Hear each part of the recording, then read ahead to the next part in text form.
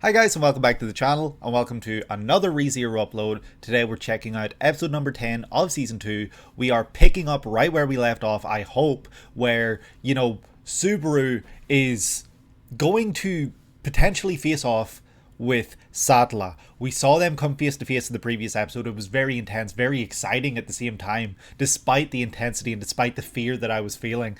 But at the same time, I know this isn't really the way that the story is being told to me, but in my head, I can only think ahead to what I think might happen. And so I'm discounting the fact that Sadla is a literal evil force like we've been told throughout the series so far. So I'm maybe giving a little bit too much benefit of the doubt here. I suppose this episode might give me a better insight into what is actually happening with Sadla, what is happening with Amelia. Did Sadla take over Amelia? I know that one of you guys mentioned in the comments, because I kept asking, like, why did Subaru not die there when he was caught up, blah, blah, blah, all this here stuff. And I completely forgot that right before that happened, the kid said that you will not be able to die here, but if your mind breaks, you're basically dead. That's why Subaru never died within the tea party. But I discounted the fact that when Subaru sees and feels Sattler like reaching out for him, I thought that that was maybe just a way for the animators to kind of remind us of what that's like for Subaru, because nothing happened, and because Subaru immediately jumps back and snaps back to his usual self. I kind of just thought that she didn't actually reach out for him there, and that was just a visual representation of what it normally looks like. So yeah, I kind of just immediately discounted the fact that she actually tried to reach out there. And I now believe that she literally did try to reach out, but because you guys were reminding me that he cannot die here and people cannot die within this tea party, Sadla could not kill anyone. She couldn't kill anyone here, so therefore that would mean that she'd have to do something else. And so she's the one who forced Subaru out of this tea party, because Echidna simply told us that someone was doing something to wake us up. So yeah, all I can assume now is that Sadla forced Subaru to wake up, pulled him out sooner by taking over Amelia. That's kind of what I'm going with right now. Yeah, very, very exciting. I cannot wait to check out this episode. Things are getting to, it feels like a melting point, because we're being bombarded with so much information and so much world-altering lore and just everything. We've met all but two of the witches. The only two witches we haven't met at this point are Lust and Sloth. Very interesting that we haven't met Sloth yet, considering we spent a lot of season 1 with the Archbishop of Sloth, right? So I wonder if they're purposely holding back and giving us Sloth for now. But yeah, also like that post-credit scene with Roswell, he's been on the ball the whole time. He has known everything, and that has just validated a lot of my thoughts and really just made me feel more cautious and wary of him, because he clearly has a goal here. His goal, we've been told in season 1, was to defeat the dragon. But why? What does that mean? And he plans to use Subaru and Amelia for that goal. He surely knows that Amelia is Satala. Again, I'm guessing. I don't have 100% proof. I feel like at this point it's pretty much been 90% given to us. There's just that 10% of doubt where, there's something iffy that maybe that isn't the case at all. But, I just can't trust Roswell whatsoever. Even if he is basically saying he will walk into hell with us, I don't trust him. Not for a second. There's just too much uncertainty about him. He seems to be using the circumstances to further his own goals. I don't know if he's necessarily using the book that he has as proof and, as a definitive future, or if he will himself be trying to affect that future by furthering his own goals. We'll find out as the series continues. Obviously, right now we probably won't get those answers, but right now we're going to dive into this. We're going to see where Subaru takes us, where Sadler takes us, obviously to the mansion, probably because she's envious, as we know, of those relationships that Subaru has with others. As I said in the previous episode, she might be going there to kill Rem because she's jealous. And that's sad, because nobody even remembers Rem at this point. But yeah, we're going to check this one out. I'm very excited. If you guys do enjoy, please leave a like, subscribe if you haven't already, and comment down below letting me know your thoughts while all of this was happening. I'd love to hear just how you felt while watching this so that I know I'm not just crazy. If you also enjoy these videos, please hit the notification bell down below so that you can be notified when these videos are posted. And yeah, we're just going to dive right into this. I can't believe we're already this far into season 2, but we're going to check out season 2, episode 10 of ReZero. Let's go. Let's see just what terrible things might be coming our way here. Let's go. Holy shit, Satla is just a shadow figure. She's chasing after them? How do we manage to get in front of her? Interesting.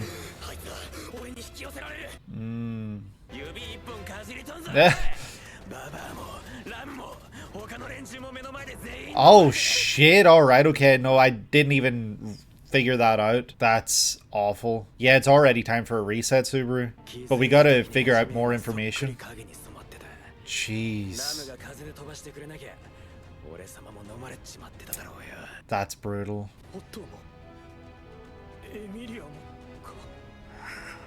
What do you mean Emilia too? She's right there. Patrash though. Okay, we're gonna get some information. It's like 30 Raizus! What the hell? Huh? Clones? They ain't her? Oh shit, are these attempts? Are these the attempts to leave the barrier? Oh shit, we're gonna see what happens when you burst out, when you leave. Okay, but that's not gonna be good for you though, Garfiel. There it is again. Oh, look at him hulking up. He's going beast mode. You keep this up, Garf, and you're gonna make me start to like you after all the shit you pulled in previous episodes. Okay. They are... she's obliterating them. They can't even get close to her. Is she even doing anything? Is she using unseen hands or something? Or just... shadowy? Oh my god, okay, there's Garf gone. Jeez. Didn't even stand a chance. If you love us that much, why are you trying to be so possessive that nobody else can be near us? Well, Subaru looks very different there. Oh.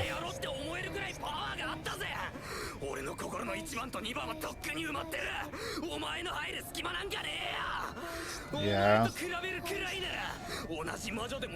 Ah, jeez. Oh my god, okay, that struck a nerve. Oh, she's gonna reset us. She did not like that. We're getting a reset. Where are we right now? Love me? Are we stuck in some sort of pocket dimension loop right now? Is it nothingness? Oh my god, forever? What, can you bite off your tongue or anything? Or do you even have physical form? Yeah? Huh? I think she did.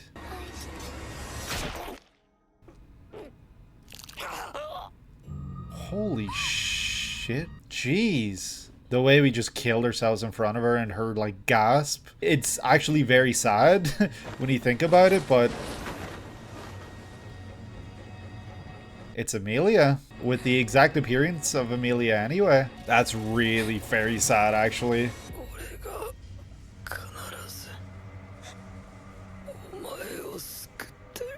Shit. Okay. We're gonna save Sadla? I mean, I know that's your whole thing. Anytime you see someone cry, you want to help them, but I wasn't expecting that right after what you were saying like 5 seconds prior. So... yeah, that's the most scared you've probably ever been. So why wouldn't you be shaking at a time like this? Now you're having those doubts. Is she Sadla? That's what you're thinking, right? Wow, she woke up very peacefully there.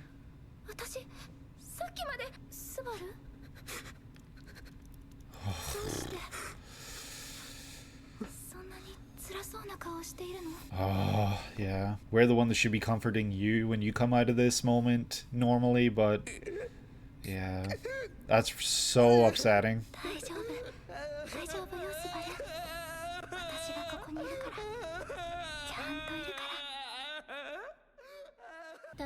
I'm trying to figure out what happened with the handkerchief.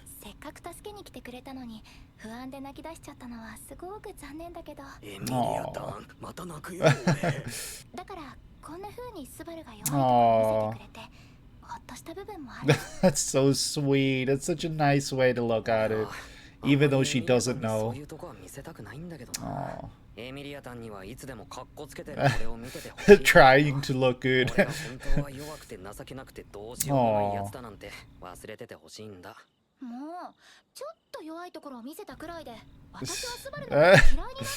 If anything, that's a deeper connection. Pride. He read her like a book. Okay, we got the good ending.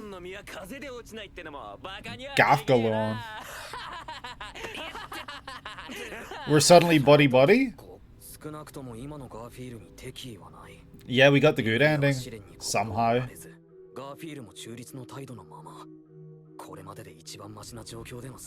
Yep, 100%. Subaru, you should not be doing these trials. Pervert? Jeez.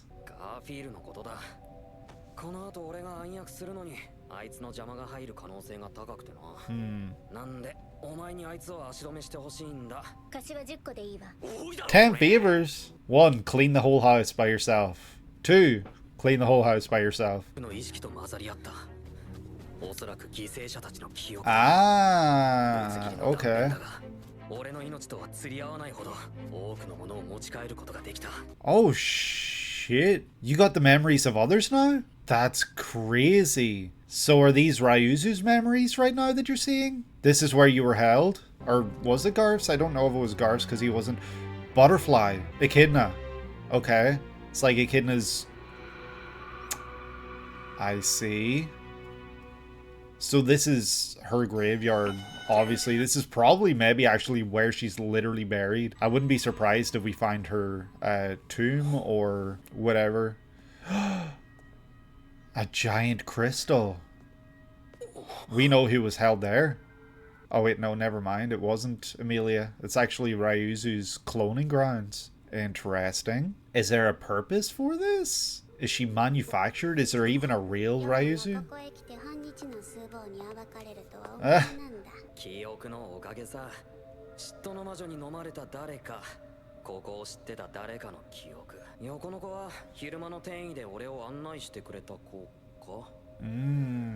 Okay.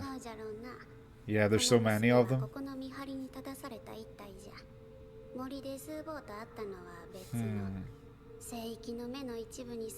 The eyes that you mentioned. Ah, that makes a lot of sense. Apostle of Greed?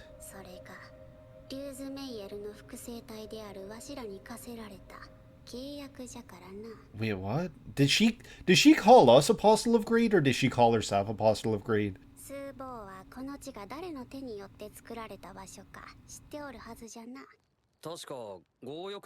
Yeah, Echidna, yeah.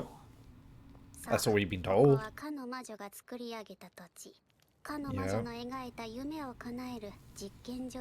Yeah. Experimental facility? Yeah, literally, it's the clones.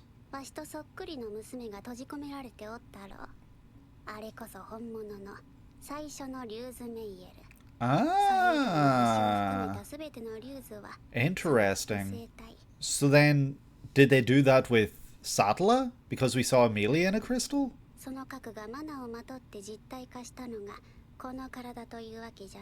So realistically, it can be done for just about anyone. Yeah, you can create life, but only replicas. You can't create something new.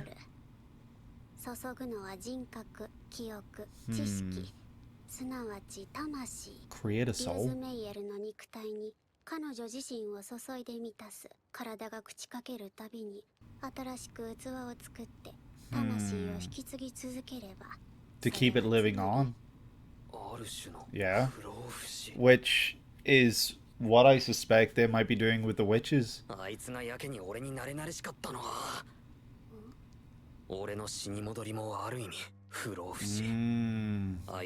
This is true. Okay, so the soul.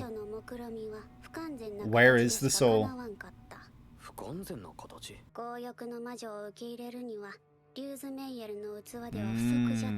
Season 1, they were looking for perfect vessels for the witch, Betelgeuse. But to what end? One of the first 4. Jeez, 400?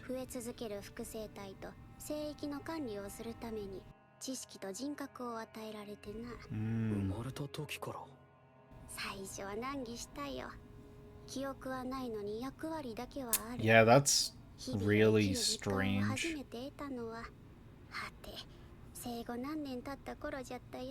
Born for a purpose. Okay, well, I'm glad you did. Also look great, thank you for asking. 簡単に言えば、わしらリューズメイエルの複製体への指揮権を持った存在のことじゃ。スーボーは墓所で魔女から使徒としての証を授けられておらんか。Check your wrist. 証って。例えば、魔女の髪や爪など体の一部。Yes. お茶に巧妙に偽装した体液を2回飲まされてて、魔女の一部を取り込んだか。冗談でも何でもなく、それじゃろうな。おの野郎本当になんてものわせてくれてんだ。複製体への指揮権が使徒の証って言うなら、ガーフィールも墓所に入って試練を受けたんじゃないか。Yes, but why did he not succeed? 俺が強欲の使徒ってことは、ガーフィールには黙っておいてくれ。俺たちが通じていることも。身内と真男に関係があると知れば、ガーボーも黙っておらんじゃろうからな。A relative of his. そん時はよろしく頼む。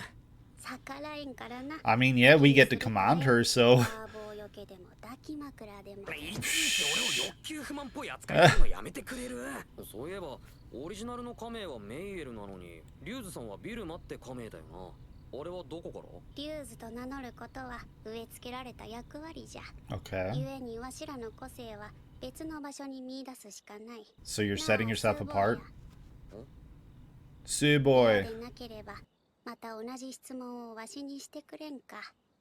また明日以降に。Wait, why? That's interesting.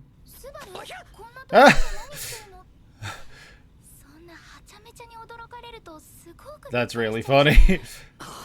She looks heavenly though. Super duper. Aww.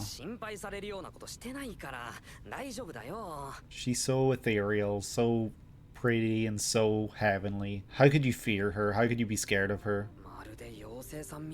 Like a fairy, yeah. Are fairies bad? Oh shit, what?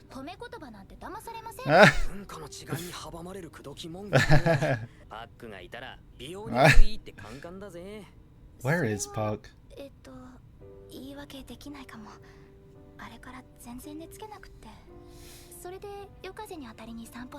That's nice. はっきりとは自分でも分かってなくて、それが見つけたくて歩き回ってたかな。本当はここにパックがいてくれたら。Yeah.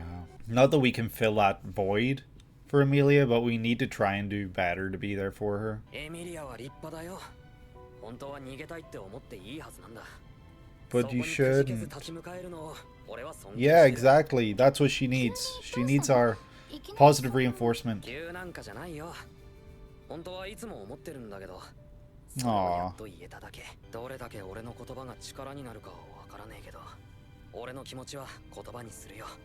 Good. Speak your truth more. Oh, that's exactly what she needed like 5 episodes ago, you goof. You're finally saying it to her. Aww. Can't wait to see her succeed now because you've given her the confidence. 戻りが遅いので心配しましたよ。うっかり森で迷子になって遭難したのかと。お前は過保護な。せめて男親にしてください。You're our friend, Otto. だったら話は聞きますよ。 Aw, that's so sweet. それ心配してくれる人に対するヘッドだね。 He's spilling the beans because in this timeline, he never said that he was our friend. 僕は冗談で言ってるわけでは。 We know. 分かってるからだからお前には言えねえよ。 Aw. 俺一人で行く。エミリア、俺はちょっとした野暮用でロズワル邸に戻る。だから何も心配はいらない。用が済んだらすぐに戻る。やり直す前提の世界なのに、こういうのは理屈じゃねえからな。 Yeah, that's true. 行こう、パトラッシュ。 That's such a funny way of looking at it. Patrash! How can you say we're going alone when you got Patrash? エミリアに悲しい顔はさせたくない。 Yeah. 目的はロズワール邸の攻略。屋敷で何 By が起きているか yourself? 見極める。事情さえ分かれば駅と何だって頼れる。 何度でも試す。それが俺だけの価値なんだから。 Garf! You thought you're getting away? から元気なもんで。 Shit. 本気で度胸の座った治療じゃねえ。It sure is. え。 And you should know that. 誤解があると見た。誤解？なもんがあっか。魔女くせえてめえはワールダ組のために出てくってとこじゃねえ。Nope. 大衆は否定しねえが、なんで今なんだ。都合の悪いことを聞かれた。顔にそう書いてあるぜ、ガーフィール。それ以上俺様をイラつかせんね。 Jeez. 動くんじゃねえよ、チリュウ。大事なご主人様が潰れっちまうぞ。 Shut up, Garf. Oh, look at Subaru's face right now. わかりやすいやつだなって。お前が何に反応し、何に起こるのかがよくわかった。 He's raiding you for filth, Garf. Are you going to kill him and reset us? てめえの命掛け金にして何やってやがんで。俺の命だけで足りるなら結果には釣り合うんだよ。できれば広い心で見逃してくれ。ここでてめえを見逃して Keep an open mind. 俺はエミリアを裏切らない。聖域も悪いようにはしない。 The characters look different this episode. I can't really explain it. There was just something a little different about how they looked. No secrets. Nothing. We're going to help Amelia, literally, but we also need to go do something at the mansion. 何度も嫌な思いをさせるかもしれないが、みんなを救いたい。上から目線で何様だ。ここのこともババアたちのことも何も知らねえくせに。知らないことを知っていく。I'm going to learn. 綺麗事ばっか並べるてめえに何ができる。痛え思いもつれえ思いも知らねえやつが分かったような口を聞くんじゃねえ。 We know a lot about pain and suffering, yeah. 地獄なら I know hell. Damn.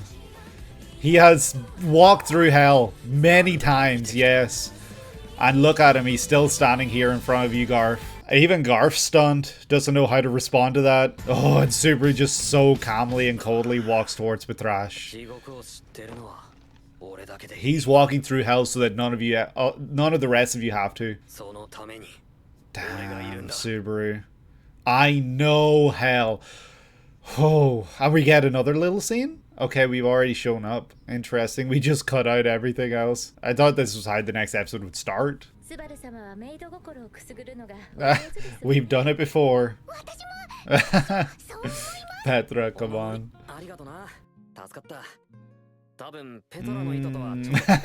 It literally helped to kill us.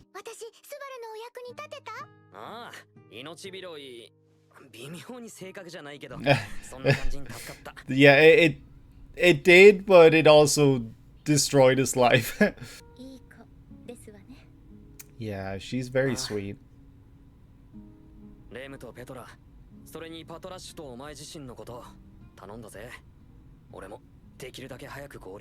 we going to remain in this mansion by ourselves? Not by ourselves. We're gonna be with Beatrice, of course.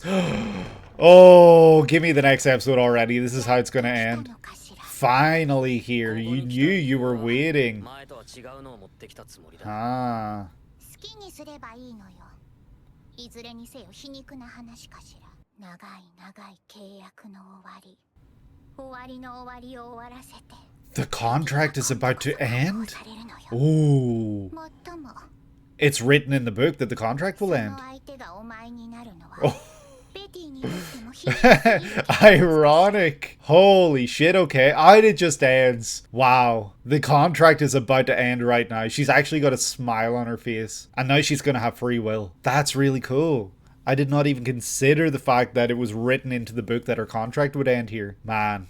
We gotta ask her this question. And she knew that we were coming here to ask her this question. That's how this looks anyway. So she's just been waiting. And that was episode number 10 of season 2, ReZero. We went from the absolute worst possible ending that we have seen. I'm not talking about ending theme or ending song or anything like that. I'm talking about storyline, timeline, whatever line kind of aspect this series deals with. We went from the worst ending to the best ending, because in this new timeline that we have, Subaru has been able to fix a lot of things, but a lot of the stuff that's seemingly going really well is stuff that he himself didn't necessarily affect. Like Emilia waking up very calmly, Garf reacting very positively to him. Subaru himself didn't necessarily do anything there. I understand that the way Garf reacts is kind of harking back to the first time he and Emilia come out of there together, because Garf was pretty warm to him at that point. Yeah, I guess it's because Subaru didn't do anything abnormal. He didn't act very suspiciously or anything, so Garf is just being as warm as he was that first time. So we're kind of seeing the way we need to act, react, whatever it is, when we're coming out of that graveyard with Emilia, to get Garf, to win him over, even though we don't necessarily win him over entirely, because he's still very cautious and wary of us because of the witch smell, the witch scent. The episode starts basically where we left off, with Subaru and Garf basically running towards the mansion. We got that kind of scene at the end of the previous episode where, Subaru was indicating that he knew that Satla would be heading towards the mansion, and so he was planning to go and stop her. But somehow he has been able to get in front of her. I'm not entirely sure how, because, the shadow was engulfing everything. So part of Envy's powers or abilities seem to be that she can smother life. I wonder how that can be related to envy, like the literal feeling of envy. Is it just the whole aspect of being jealous, and so you can smother out that you're jealous of? But why everyone else here? Is it because Subaru has formed these bonds and relationships with everyone? Is that why she is so quick to take those lives, smother all of them? I don't think they're dead, because it seems to be kind of like what we see later on when Subaru is in the shadow realm type thing. It seems to be almost LCL from Evangelion-esque, where it's just that everyone that is within this space kind of becomes one, and all these memories, thoughts, and feelings, and just everything kind of comes together to one point. It's not that there are individuals anymore, at least within this area anyway. So Subaru, I'm getting ahead of myself, but Subaru was able to use that to his advantage. But before all that, he's running away with Garf, and then Garf and Subaru, they have to stop to face her, because Garf has brought this plan forth that they are going to burst through the barrier using sheer force, sheer numbers, because there are a shit ton of Ryuzus. We don't understand why at this point. We learn a little later on in this episode as to what they are, how that is important and everything like that, the relevance of them. But Garf is holding out this little crystal and, planning to burst out of this barrier using sheer force and this crystal, because the crystal lets you pass through. So in order to do that, it seems like they need to get through Satla. So Garf turns around, transforms, and sends all of the Ryuzus after her. So that is kind of the first indication that Garf himself can control these Ryuzu clones. I never thought anything about it at this point, but it makes sense. He doesn't necessarily tell them to, but through him attacking her, they go to attack her as well, but she's picking them off so easily, like not even a problem. She is literally just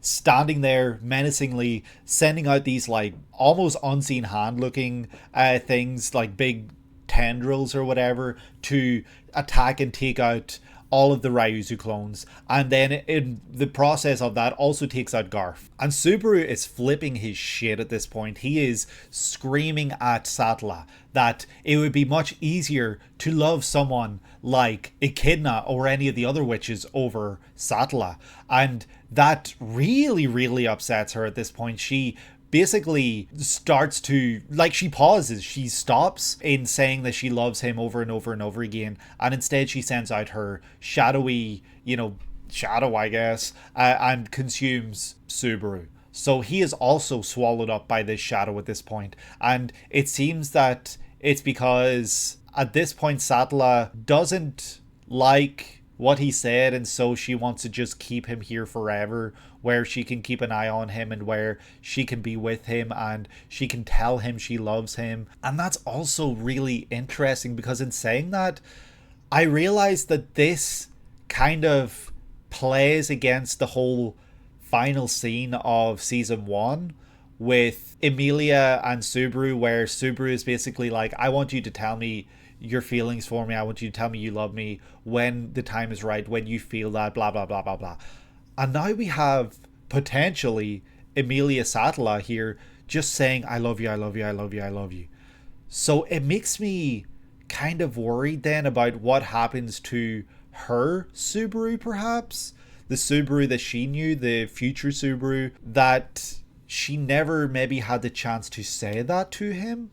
And so that's why those are the only words she's saying to him now, because she hates the fact that she never got to say that to him, despite that time that they spent together where he shared his feelings and she knew his feelings, but she wasn't ready to say it. Maybe that's why she's just saying I love you over and over again, because she needs to tell him that, because she hasn't had the chance, or she never did have the chance, or she just never did in general. And so that's when Subaru is basically seeing and feeling all the memories of everyone else. And that's kind of what I was talking about with the LCL from Evangelion, where, it's a one body kind of experience thing where all thoughts, all feelings, all just everything are combined into one here. And Subaru is experiencing that, but he still has his own thoughts and feelings, it would appear, because he's able to think, and we hear him thinking where he's like, do I have to be trapped here with you loving me forever?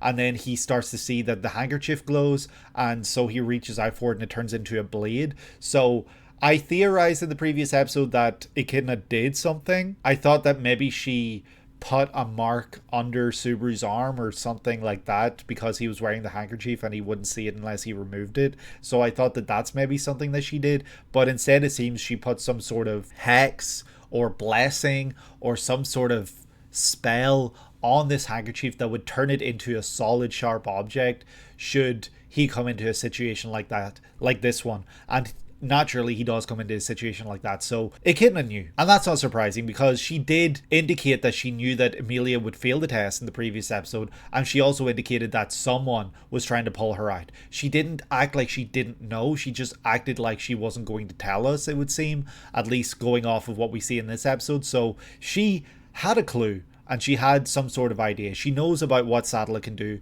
and she gave us that protection. She gave us a kind of fail-safe, I guess, and so we are able to use that to escape. But of course, as Subaru stabs himself, that makes Satla stop. She gasps, and she gets close to him, and that's when Subaru is able to pull down the gown that's covering her face, and you can see that it's very much the appearance of Emilia. Again, jury is still out just for now as to whether that is literally Emilia or not, because obviously the personalities are completely different.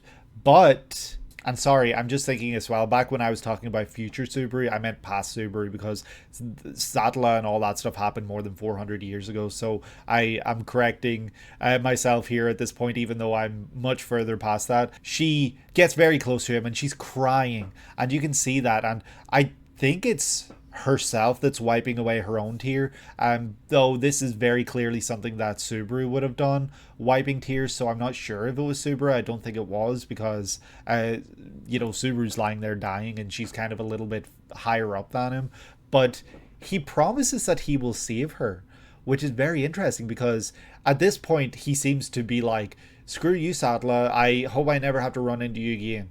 He's kind of cursing her out and everything a lot during the first 5 minutes of this episode. So to hear him promise to help her was a little surprising to me, but it makes a lot of sense for Subaru's character. When he sees a character crying, especially if it's a woman, he wants to help them.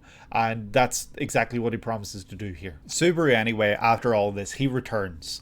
And he is in the room. He has been set back to his checkpoint because he's taken his own life. Sadly, once again, I really hate seeing when it's him that has to take his own life. It's probably the most upsetting for me in general when I have to watch him do it himself. But he has to in this instance, because there's no other way out of this empty nothingness that will potentially go on forever. And he decides to leave that, and so he wakes up next to Amelia again, and he is terrified. He's shaking, his hands are shaking, his teeth are chattering, and he's very clearly scared. He's very clearly full of fear as he reaches out for Amelia here, and he has to stop himself. And once he eventually does reach out for her, she comes to her senses very quickly, very easily. There's no fighting, there's no talking in her sleep, I guess, or anything like that. She just simply wakes up and sees Subaru as he is and goes to immediately comfort him, because she senses that he's in a lot of pain. And it's true, this young boy, this poor child, has been put through so much, and he is in a lot of pain.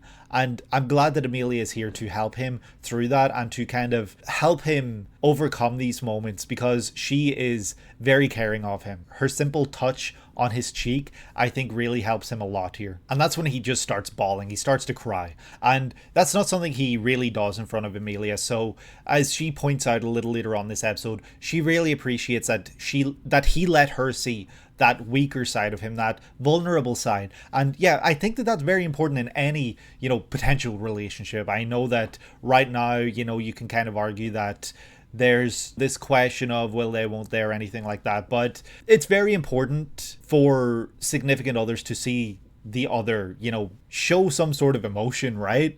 And you can't always just be the tough guy, the cool guy, the one that shows no vulnerability whatsoever, because then there's no depth to you, there's no depth to your character, and for the most part you're probably bottling a lot of shit up, and that's never healthy. So when they leave, Amelia's got this idea that he was crying because of his worry for her, and so she really appreciates that, and she really respects Subaru for showing that to her. And yeah, I think that this is only going to help to strengthen their bond. And Garf is very cozy with him, and I've already talked about this, I think, so I'm probably not going to really talk about this much more here. But yeah, Garf just very simply warms up to him, or so it would seem, but he's very clearly still got these questions, as we see later in this episode. But regardless of these questions that Garf has, we know that in the first attempt, Garf let Subaru leave because he was more worried about what Subaru could do in this sanctuary than anything else. And the end of the episode, we kind of see that play out in a similar way, but with a lot more talking, a lot more conversation, because Subaru is able to here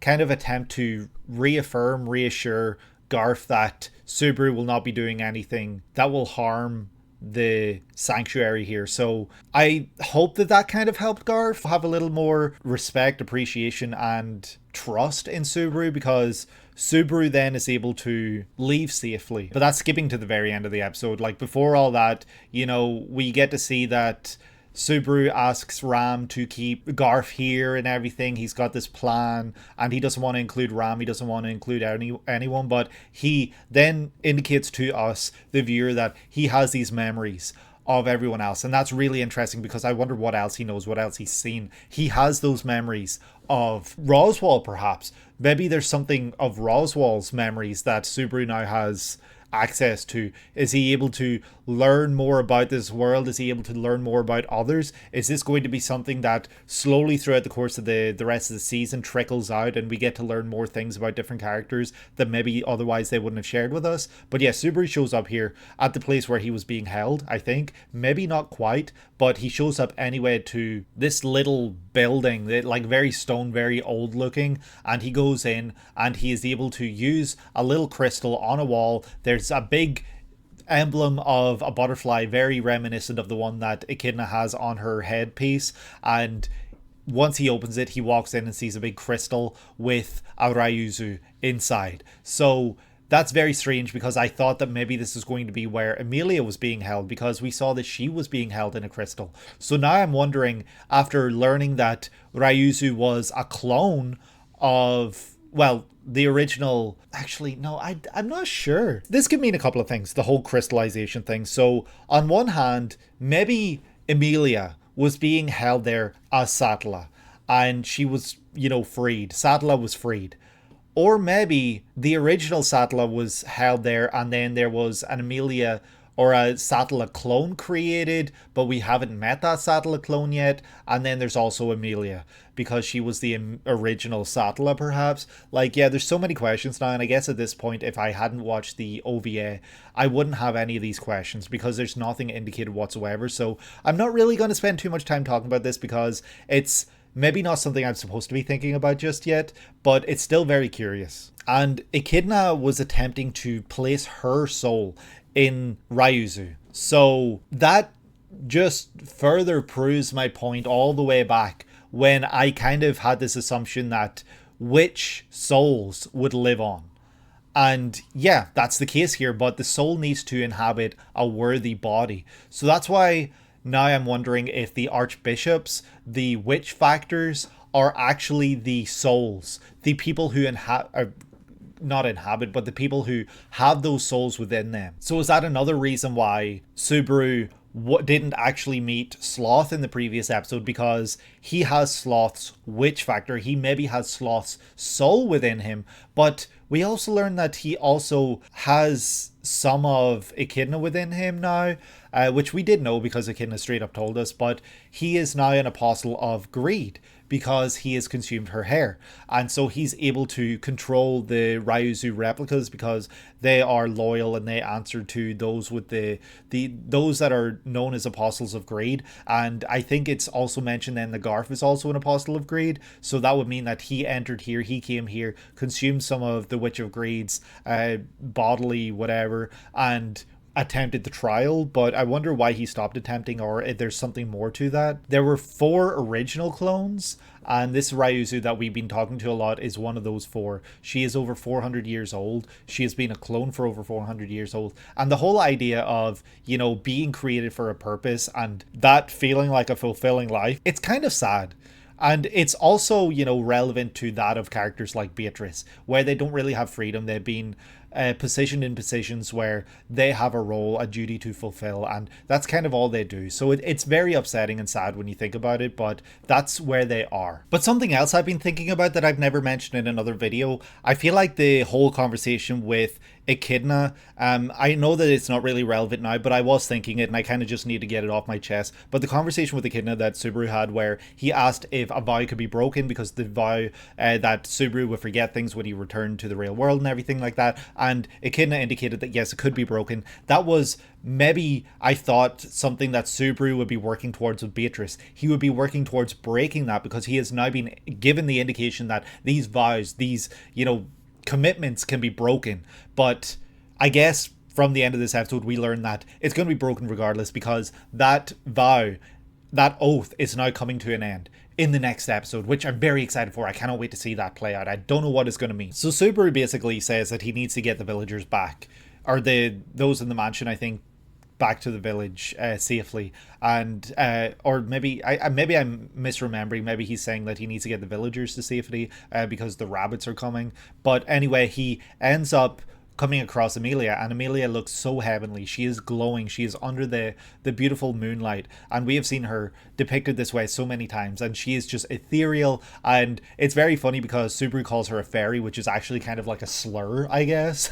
But yes, she looks very beautiful the way she's positioned here, and they have a really lovely talk here where Subaru basically indicates that she misses Puck a lot, and sadly there's nothing that Subaru can do here, but Subaru is able to, you know, kind of give her that positive reinforcement, give her affirmation that she so desperately needs, because she is going through this alone. She doesn't have Puck, who's usually there for her. So realistically, Subaru needs to pick up the slack here, and he needs to be there for her to be able to push her forward, encourage her, and give her the confidence and the encouragement that she needs. But he doesn't really do that this season, which is very sad, because he's in a position where he can spend a lot of time with Amelia here, but instead he's doing all this other stuff, which is also very important. It's not that he's doing nothing, but, you know, I just thought we'd maybe see more Subaru Amelia time this season, at least up to where we're at right now. And I just really love when Subaru does basically say to Amelia, you know, the words that he does, and he's smiling, and it makes her happy, it cheers her up, and it gives her confidence. And it is just honestly a beautiful thing, and I love it so much. I'm so glad that Subaru was able to say this to her, because it's exactly what she needed, and she's going to have the confidence to be able to go forward from here, even if Subaru ends up leaving her by the end of this episode. He writes her a letter, at least this time, because previously I don't think he did. But he saddles up on Patrash and he goes to leave, and that's when he's stopped by Garf. And Garf basically threatens him once again, as usual, right? But Subaru has indicated that he doesn't wish to cause any bother here. He's basically pushing Garf's buttons, but not enough that he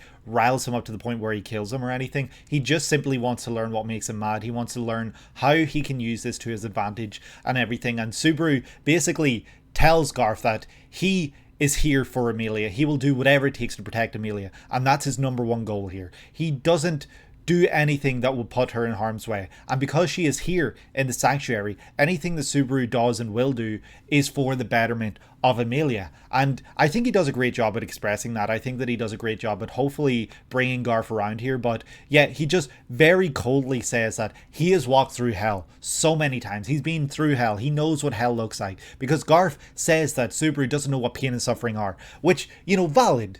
Garf doesn't know what Subaru's been through, and Garf has been through a lot, you know, you can kind of assume, you know, from being stuck in Sanctuary here, but Subaru has seen worse hells than probably any other character in this series. Maybe not. Maybe there are others that have been through worse, but you know what I mean. I love seeing Subaru stand up to Garf here, because, yeah, Subaru has no reason to be worried or to be scared of Garf. They both want the best for the things they care about, and yeah, they just need to find some mutual agreement, some mutual understanding. And I hope that the words of Subaru ring through to Garf here, and they seem to, because he lets Subaru leave. But the fact that I'm trying to make is that, or the point that I'm trying to make is that Subaru also says, you know, let me go do this, and then you'll see that you can trust me more. So yeah, I hope that once Subaru goes to do this, that does actually play out that way. I hope that we get to see Garf warm up to Subaru more, because Garf could be a really strong addition to our, you know, our little group here if he is a really strong character and he can help us out here. And after all, we are off to help out Frederica, which, you know, maybe there is some bad blood between Frederica and Garf, but I think that Garf maybe would appreciate us going to help her. And so that's when we reach the end of the episode, where we go to Beatrice, and Beatrice obviously knows we're coming, because she says it took you long enough, and Subaru says things are going to be different this time. So he's indicating that he knows Beatrice knows what happened in the last conversation, even though she herself wasn't there for it. She knows it happened because it was written in the book that it happened. And Beatrice herself says she will truly be set free this time. And ironically, it's going to be Subaru that does it. So I wonder if he will ask that question and then answer with, I am that person. We'll see. I don't know what's going to happen, but let's see. Very excited to see the next episode. I cannot wait. We're going to get much more Beatrice content going forward, I hope. But yeah, I think that's going to do it for me for today. If you guys did enjoy, please leave a like and subscribe if you have not done so already. And comment down below, like I said at the start of this, letting me know how you were feeling during this period of ReZero, because this is all very exciting stuff that's happening right now. There's so much going on. And yeah, hit the bell if you haven't already so that you can be notified when these videos go live. I hope that you guys are having a great day today and that you're able to take it easy. I will see you in the next one. Take care.